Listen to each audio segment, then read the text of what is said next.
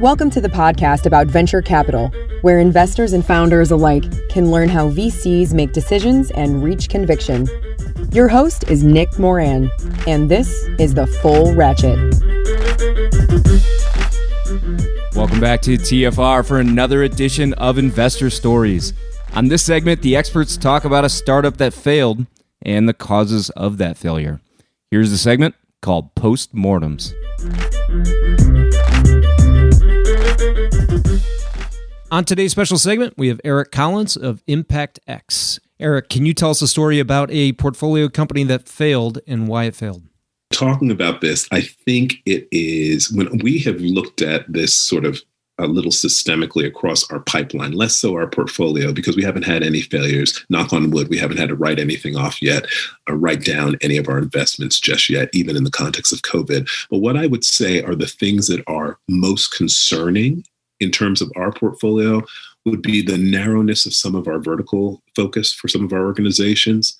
Those that are focused on small and medium-sized enterprises who are not necessarily as well-funded as some of the larger businesses, enterprise businesses.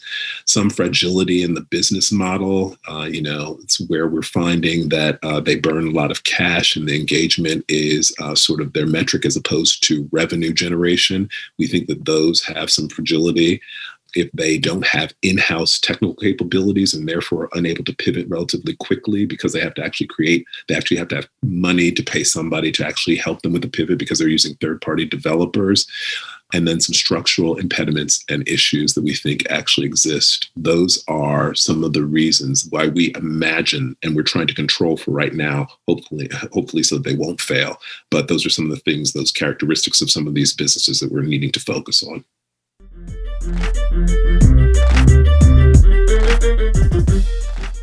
On today's special segment, we have Nicole Quinn of Lightspeed. Nicole, can you tell us a story about a portfolio company that failed and why it failed? Yes.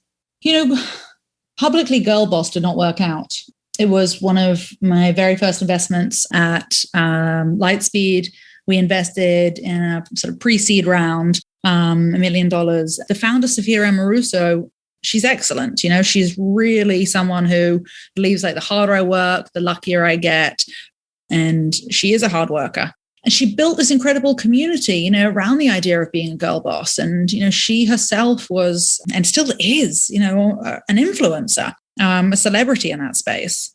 The company did not work out because, COVID, it killed all the in-person events. And the Girl Boss rally was really, a core part of that business. But also, moving to digital, you can't just have a community and move over to digital. You can't sort of just build an app and bring that community over, because the quality of apps available to customers these days is so high. And so you need to be doing something different. There needs to be like a different, unique business model behind what you're doing, or like, a strong call to action as to why those people are going to be spending time in your app away from someone else's. And so just migrating a community is not enough. It's actually why a lot of celebrity companies fail. I often say it's much easier to turn a fan into a customer than it is to acquire a new customer. But you need to ensure that the product itself is A+. Without that, you just have a leaky bucket of bringing in a strong community. So, unfortunately, that one didn't work out. We still remain very close with Sophia. And, she is a friend and somebody who I'll always think very highly of, but many, many lessons learned there.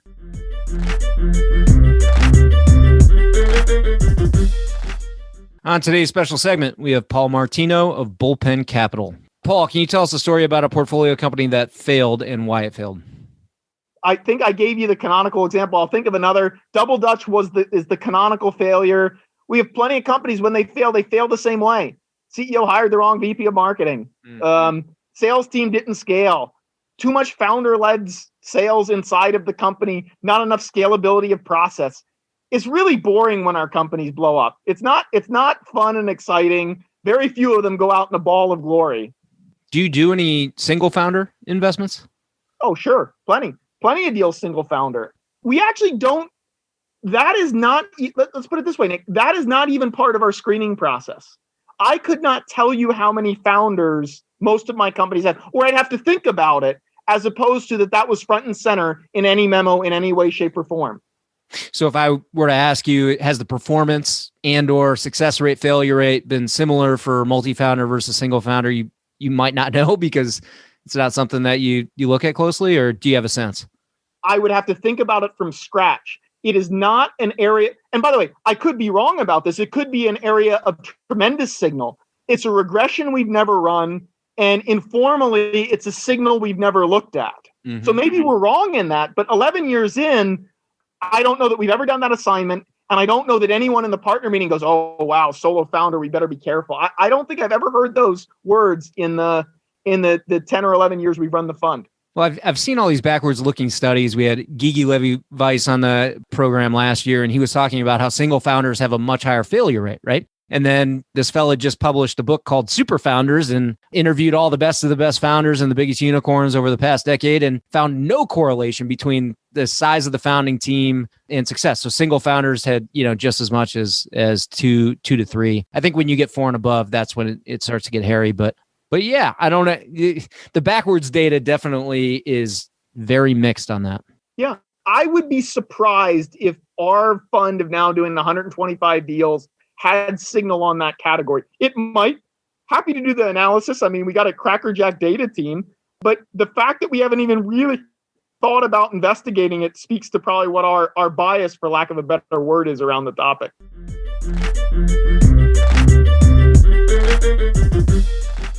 On today's special segment, we have Alfred Chuang of Race Capital. Alfred, tell us a story about a investment that failed and why it failed. Well, I have to be honest, so far it's touch wood. We have only done a handful of investments so far. We're very early in the cycle of our fund, so we don't have that. But I tell you that we were in some close calls. So actually early in the pandemic, I got on TV and I pounded the table and I said, absolutely, venture capitalists can invest in new startup without seeing the person. We can invest over Zoom. So, and we were moving very fast. And we were doing, in 2020, between March and December, I saw over 500 companies. So that, you can only do that through Zoom. There's no other way. You can do it any other way, right? Mm-hmm. And I think in many ways I use it as an excuse to occupy time because, if I don't get 12 hours working in a day, I'm going to feel sick. This is just, unfortunately, I'm just an old machine that have to work this way. And, we almost gotten very close in investing into a company in the fintech area. And I was very impressed with the founder and super scrappy, but I fell in love too fast.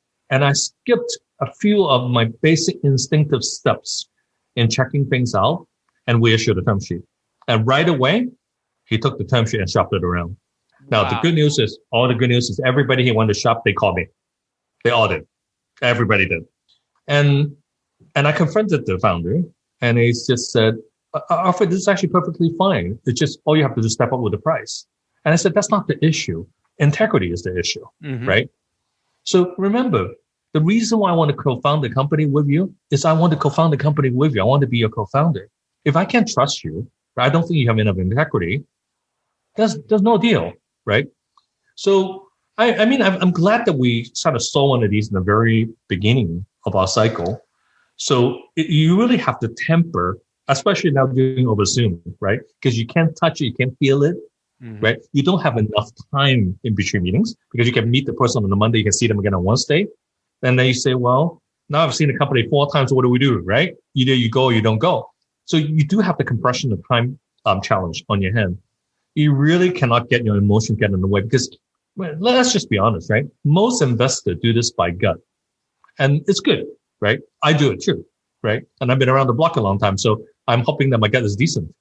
But still, you can't let that cloud your judgment about checking through every items, right? Just because you're falling in love with it. That really was a big lesson learned in this process. And we just completely stopped. And in fact, the way that we do this now is obviously we write a deal memo for every deal that we invest in. So the person who's doing the deal, we don't allow the person to write a deal memo. We have another GP write a deal memo itself. So this way you allow it to really have a second eye to look at all the critical checklists on a comprehensive deal memo so that you now have to rethink it by the write-up itself when you go back to look at somebody else's write-up of a deal that you were so hot about, it gives you chances to kind of reflect on what are the things that really need more information on. I think it's a great method. I would encourage everybody to do that. Seriously.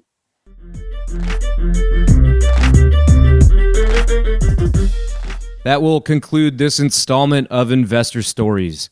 If you're enjoying the program and would like to see it continue, take a moment and leave a 5-star review in iTunes. Also, if you'd like updates on new content from TFR, as well as the top 10 VC articles every week, go to fullratchet.net and sign up for the newsletter.